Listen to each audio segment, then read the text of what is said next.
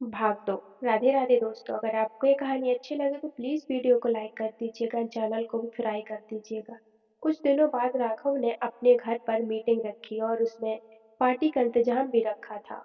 उस पार्टी में हम सभी को जाना था। हम सब बहुत खुश थे और पार्टी के लिए तैयार होकर निकले।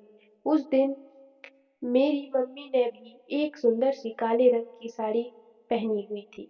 यह साड़ी वही थी जो मम्मी के बॉस राघव ने उन्हें दिल्ली की मीटिंग के समय दिलाई थी।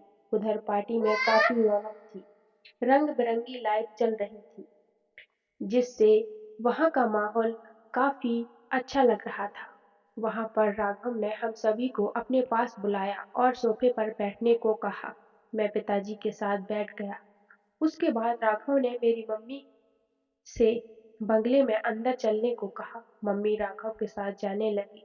उन्होंने मुझे और पिताजी को वहीं पर कुछ देर इंतजार करने को कहा।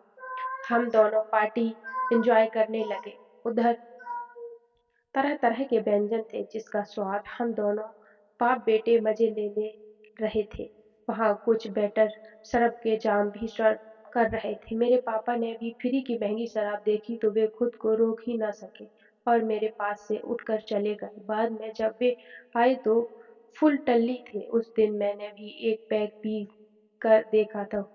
मुझे पहली बार में शराब इतनी खास पसंद नहीं आई, पर नशा कुछ तो मस्ती झले लगी थी। इस वजह से मुझे और एक पैग लेने का मन किया। दूसरा पैग मैंने अपने पापा की मजदूरी में ही उठा लिया। पापा ने कुछ नहीं कहा, बल्कि उन्होंने दो पैग एक साथ ले लिए। अब हम दोनों बाप बेटे शराब की मस्ती में झूम रहे थे। शराब के अलावा उधर इतने अधिक स्वादिष्ट व्यंजन थे कि हमने कभी खाए ही नहीं थे। उसी वजह से हम दोनों ये भी भूल गए कि मम्मी को गए काफी देर हो गई है।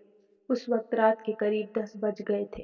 तभी मम्मी बंगले से बाहर आई। मीटिंग में मौजूद सभी उन्हें देखकर खुश हो गए थे। मैं और मेरे पिताजी मम्मी को पहचान ही नहीं पा रहे थे।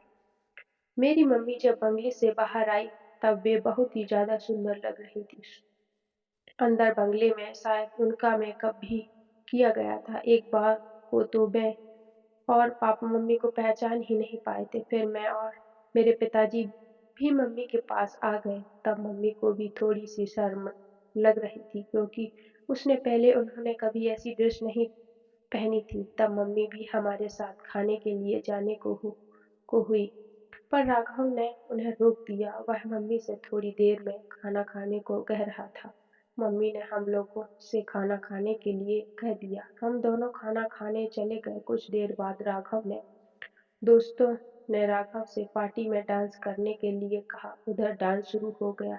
राघव ने मम्मी को डांस करने के लिए कहा। मम्मी ने पहले तो मना किया, पर राघव ने उनका हाथ पकड़ा और उन्हें स्टेज पर ले गए। मैं और पिताजी दूर से यह सब देख रहे थे।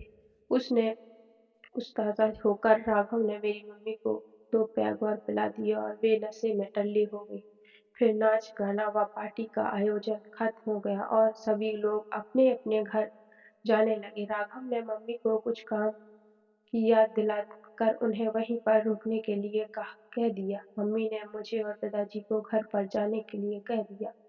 राघव ने एक हाइबर्ड से हमें घर छोड़ने का कह दिया। पापा तो गाड़ी में बैठते ही सीट पर लुढ़क गए। वे नशे में धुत हो गए थे, इसीलिए सो गए थे। गाड़ी चल पड़ी। रास्ते में मुझे याद आया कि मैं मम्मी का मोबाइल अपने साथ ले आया हूँ। मैंने ड्राइवर से वापस चलने को कहा और मम्मी का मोबाइल देने वापस चल दिया।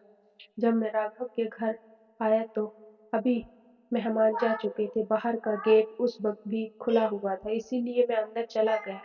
उधर कोई नहीं दिख रहा था तो मैं मम्मी को घर में ढूंढने लगा। मुझे एक कमरे में मेरी मम्मी की आवाज़ सुनाई दी। मैं उधर को गया और उन्हें आवाज़ देने ही वाला था कि उसी समय राघव पीछे से आ गया और उसने मेरी मम्मी को पकड़ लिया। मेरी मम्मी हंसने लगी। मम्मी जी ने काफी मना किया, मगर राघव ने मम्मी को मना ही लिया। उस दिन दोनों की बातें और ध्यान से सुनने लगा था। राघव नहीं माना और मम्मी ने हाँ कह दिया। यह सुनकर मेरे दिल की धड़कन और तेज बढ़ने लगी थी। फिर बॉस ने मम्मी को वो सब कुछ दिया। मेरी मम्मी भी साथ दे रही थी। फिर वो सब के बाद वे दोनों सो गए। मैं भी मोबाइल रख कर वापस गाड़ी में चल गया। और अपने घर चला गया। लेकिन मेरे दिल में एक घुटन सी पैदा हो गई थी। अगर इसका 3 पार्ट चाहिए तो दोस्तों कमेंट सेक्शन में ज़रूर बताना। राधे राधे।